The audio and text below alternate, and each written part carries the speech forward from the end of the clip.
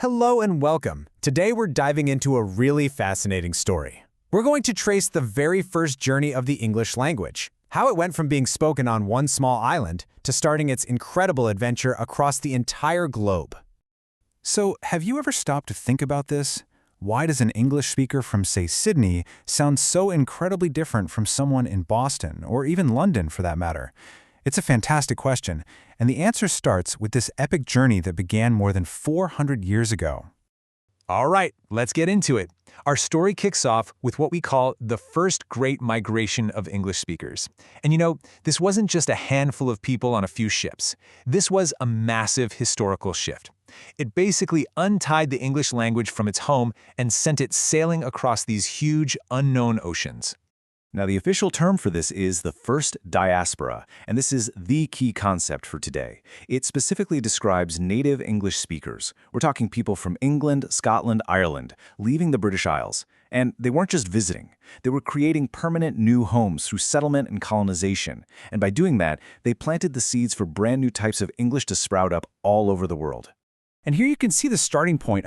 Look at that. From this little cluster of islands, the language was literally carried thousands of miles away. It's kind of wild to think about, right? That all the different accents spoken right there would become the foundation for how millions of people speak today on completely different continents. So this whole diaspora thing, it didn't just happen overnight. It actually unfolded in waves over almost 200 years. The first permanent settlements popped up in North America way back in the early 1600s. Then you have to fast forward a full 150 years, to 1770, before the journey continued to a totally new continent, Australia. And just a couple of decades later, New Zealand became the last major piece of the puzzle. 3 continents, 1 language, and a whole lot of change. Okay, so you take a language, you put it in a brand new environment with new people, new challenges. What do you think is going to happen? Well, it changes, it adapts. And this, right here, is where the story gets really, really interesting. Seriously, think about it for a second. Does a language all packed up and shipped across an ocean just arrive completely unchanged? No way. It has to evolve to describe a totally new reality. So the question is, how does that transformation actually work? Well, it's almost like a recipe for creating a new dialect. Step 1 is the arrival. You get this incredible mixing pot of settlers from all over Britain, and every single one of them has their own unique local accent. Then, over time, as these communities grow and talk to each other, the really distinct or unusual features get smoothed out. Linguists call this leveling. And the result? A brand new, totally unique, and pretty stable variety of English is born. And you can actually see this in action from the very beginning. Take the American colonies. In Virginia, the settlers were mostly from the west of England.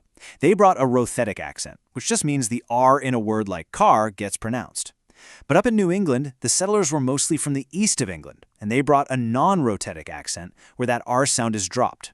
So yeah, the seeds for America's different accents were planted the second those first ships landed.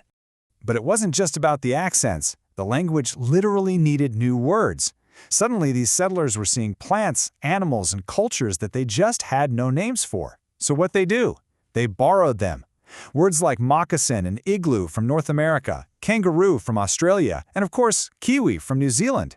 These are like the linguistic footprints of that contact. They forever baked the history of these new places right into the English language itself.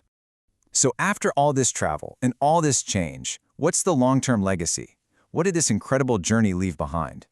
Well, linguists actually have a pretty cool model to help us understand the results of this first great migration. They call it the inner circle. This term refers to all those places where the first diaspora created new, native, mother tongue varieties of English. And what's really crucial here is that these types of English, think American, Australian, or Canadian English, are considered norm-providing. What that means is they now set their own standards for what's correct, instead of always looking back to Britain. And so, there you have it. The exact destinations of that first diaspora, North America, Australia, and New Zealand, became the founding members of this inner circle.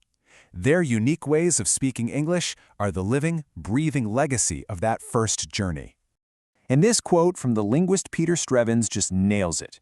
He said that as these settlers developed a growing sense of separate identity, that feeling soon extended to the flavor of the English they used. In other words, their language became a badge of their new, unique identity. It was part of who they were becoming.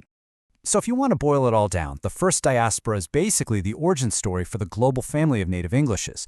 It's the reason an American, a Canadian, an Australian, and a New Zealander can all understand each other, but each one speaks with their own unmistakable flavor.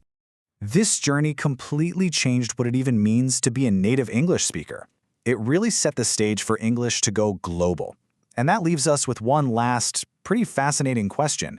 If this was the first journey, what in the world will its next one look like? Especially now, in an age of digital communication and constant global connection.